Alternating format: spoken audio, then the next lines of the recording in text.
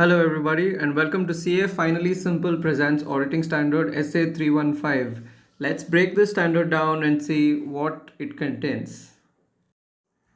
This standard uses a lot of words repetitively. Words like entity and its environment, financial statements as a whole, assertion, design implementation, maintenance of internal controls, computerized information systems. We're going to use short forms to refer to these. What does 315 actually contain? 315 can be broken down into two parts. First part is the basic risk assessment procedures. Second part is regarding the internal controls. The first part will contain basics, risk assessment process, procedures, and also some risks relating to CIS environment. 315 actually has a pretty long name, identifying and assessing the risk of material misstatement through understanding the entity and its environment. Sounds really complicated, let's break it down. This standard touches upon three basic things: understanding the entity and the environment in which it operates, identifying the risk of material misstatement. It could either be because of a small error or because of a major fraud, and designing some responses to the said risks and implementing them. Moving on, let's see what the risk assessment process is all about. It is about identifying, assessing, and checking the likelihood of the risks actually occurring. It involves identifying the risk by obtaining an understanding of the entity and its environment, assessing the identified risks as to where what can go wrong, whether they relate to the financial statements as a whole or they relate to some assertions, which we will see again later, considering the actual likelihood of such misstatements occurring and whether there could be multiple misstatements occurring at once. This is what risk assessment process is all about. There are n number of risks in business, but not all of them are relevant during audit. Only significant risks are relevant during audit. Why does one have to designate them as significant or otherwise? What is the purpose behind it? The purpose behind designating them as significant or otherwise is because, as required by the next standard 330, significant risks require specifically responsive audit procedures. What do we consider while designating a risk as significant or not?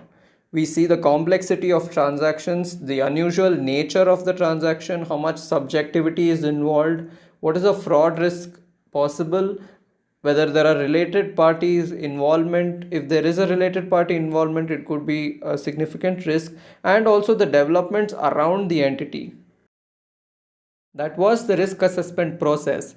Moving on to the risk assessment procedures, these are just audit procedures to obtain understanding of the entity and its environment and the internal controls implemented by the entity.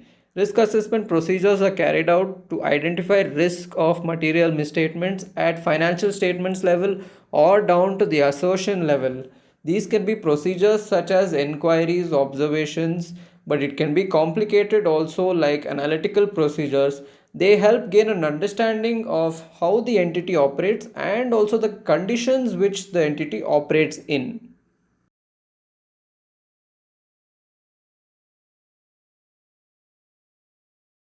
Let's see what all could be understood about the entity and its environment, and also about the internal controls which the entity has implemented. We could understand the structure and the ownership of the entity, the operations, how the entity is financed, what business strategies. These are all relevant to audit. And coming to the internal controls, out of all the controls which are relevant to audit, usually financial reporting controls are relevant, but not all the financial reporting controls are also relevant to the audit. We would understand the design and implementation of such controls. Risk of material misstatement can occur at two levels, either at the macro level or at the micro level. Macro level on the financial statements as a whole is at the highest level and it is bound to affect all other risks. On the other hand, micro level or at the assertion level, the assertion about a transaction or the aspect taken for granted about a transaction do not hold good.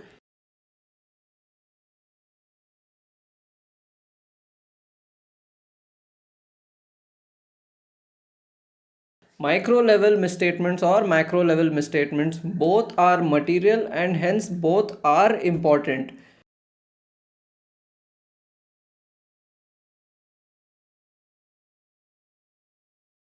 Macro level risk can be a result of a deficient control environment, about which we will discuss in the later stages. But when there is a doubt about the control environment or the internal controls, it raises questions about the auditability of the entity itself. And of course, it will raise questions about the integrity of the management or of the reliability of records for the purpose of audit evidence.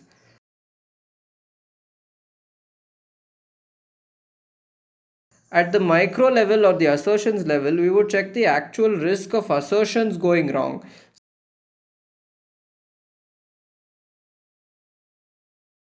Some of the assertions about transactions or account balances or disclosures are completeness, accuracy, existence, classification, and as such. That was the risk assessment process and procedures. Now, in the current technology scenario, businesses rely on computerized information systems a lot instead of manual systems. What are the areas we should check for risks and deficiencies in the current environment? We check POPSI areas like Pepsi, but not Pepsi, POPSI. Programs, operations, physical areas.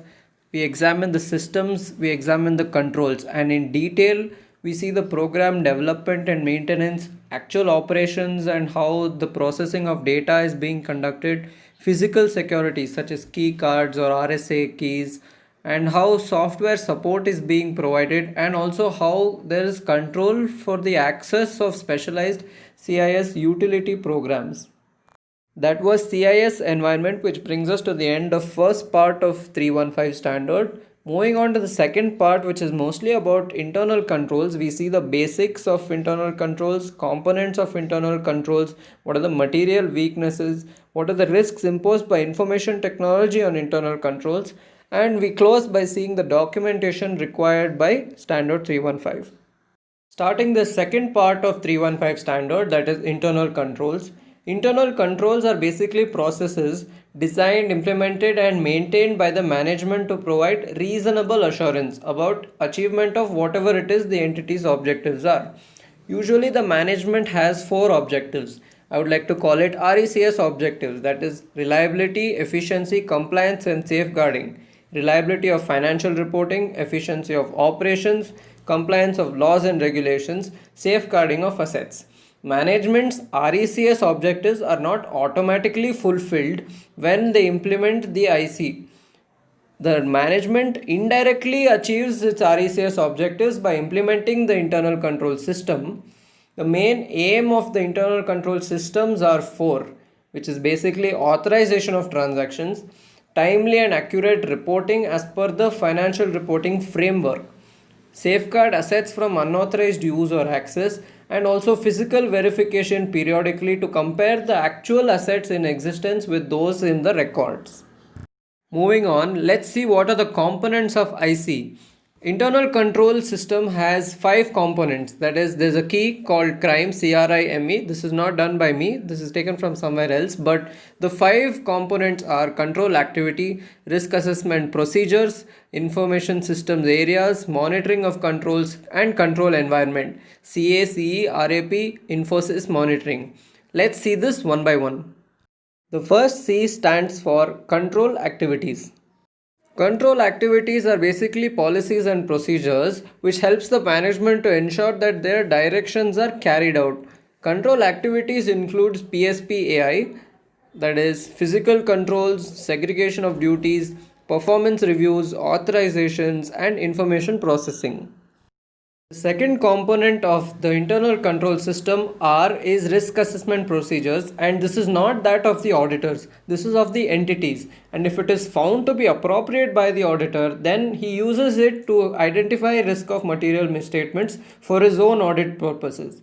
Risks that can arise or change in a business which the entity's risk assessment procedures will have to catch.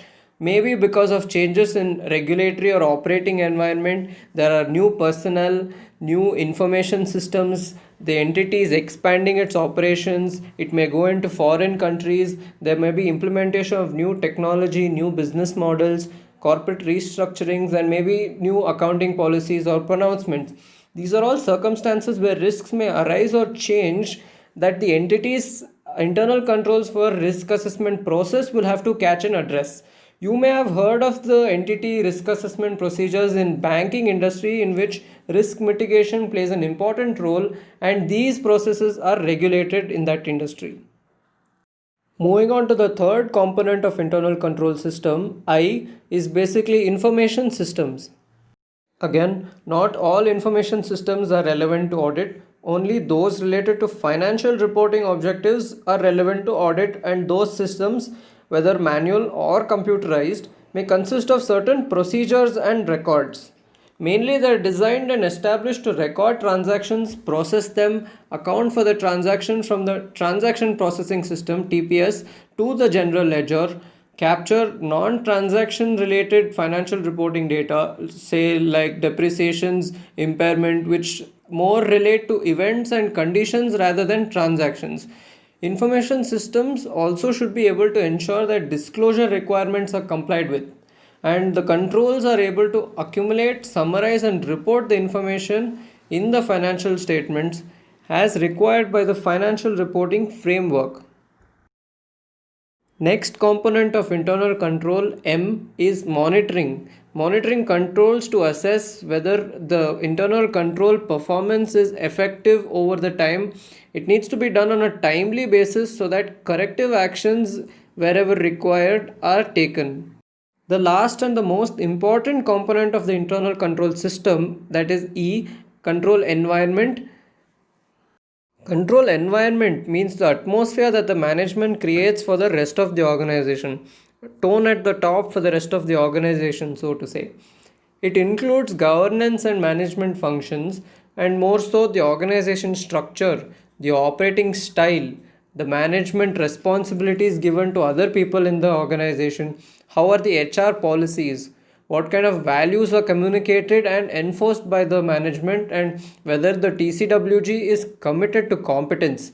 All of these make up of the control environment, and these five components together make up the internal control system. After the components of internal control, the last three things left in 315 standard is basically the material weaknesses in internal control, IT risks, and the documentation required. Let's see these one by one and finish it. The auditor, while examining the internal control system for his own audit purposes, may come across certain weaknesses. You may recall standards 260 and 265 for this purpose. Auditor shall evaluate whether such weakness identified is a material weakness in the design, implementation, and maintenance of the internal control system.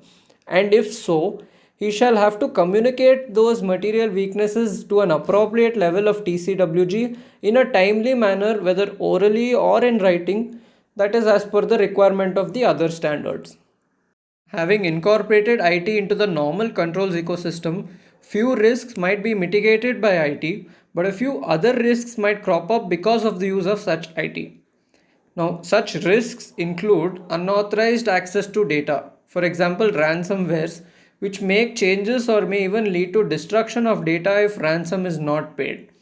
IT risks also include hacking, which lead to unauthorized changes in systems and programs, master data in master files.